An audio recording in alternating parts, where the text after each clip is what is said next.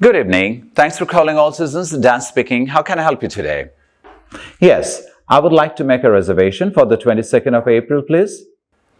For how many people, sir? It'll be just me and it will be for 3 nights only. What kind of room would you prefer? What kind do you offer?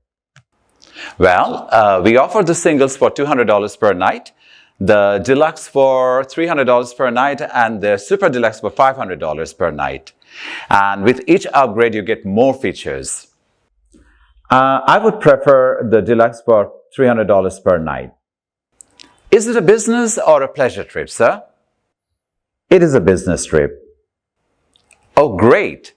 Well, your reservation is all done. Is it your first time with us? My very first time. I'm really excited. Well, we hope you have a pleasant stay with us at the All Seasons, and we'll be looking forward to see you. It'll be our endeavor to ensure you the utmost satisfaction. And could you kindly please fax your credit card details to us? I surely will do that. Thanks again for choosing All Seasons.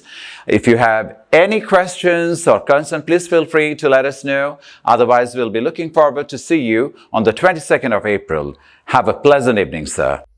Thanks for your help, and likewise.